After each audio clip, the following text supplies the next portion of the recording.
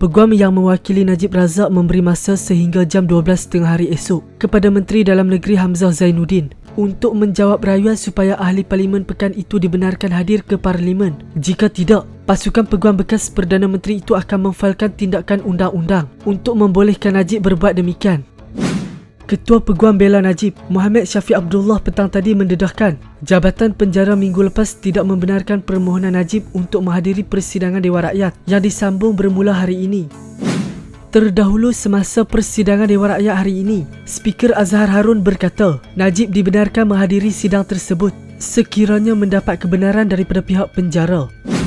Semasa sidang media di Kompleks Mahkamah Kuala Lumpur, Syafiq mendakwa Ketua Pengarah Penjara tidak membenarkan Najib menghadiri Dewan Rakyat atas alasan keselamatan. Peguam itu berkata bahawa isu keselamatan adalah satu alasan pelik kerana parlimen adalah bangunan paling selamat jika dibandingkan dengan kompleks mahkamah tempat Najib dibawa untuk menghadiri kes mahkamahnya yang sedang berjalan.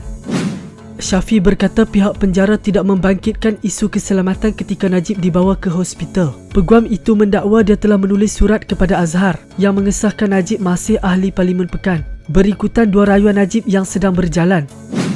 Permohonan itu adalah kepada panel Mahkamah Persekutuan yang berasingan untuk menyemak sabitan dan hukuman penjara 12 tahun bagi kes rasuah SRC International RM42 juta. Dan yang kedua ialah di hadapan Lembaga Pengampunan dan Pengampunan Diraja dalam kes rasuah itu.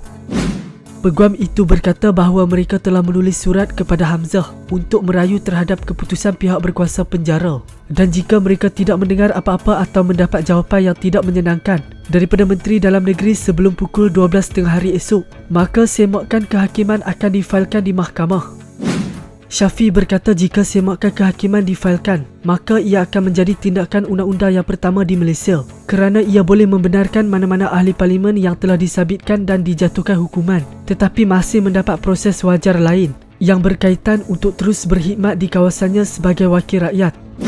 Peguam itu berkata ini adalah penting kerana Najib tidak dapat mewakili parlimen pekan sewajarnya jika tidak dapat membangkitkan isu di parlimen, sambil menambah bahawa pembantu politik Najib juga tidak dibenarkan melawatnya di penjara Kajang maupun di kompleks mahkamah.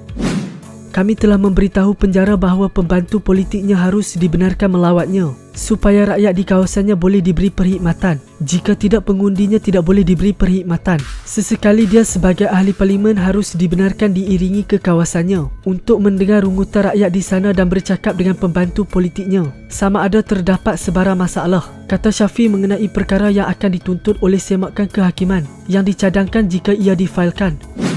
Syafiq bagaimanapun menegaskan bahawa pada masa ini, perkara yang paling mendesak adalah untuk Najib dibenarkan menghadiri parlimen sambil mencadangkan bahawa pihak berkuasa penjara dan Dewan Rakyat boleh membuat pengaturan untuk memastikan keselamatan semasa tertuduh mengambil bahagian dalam persidangan.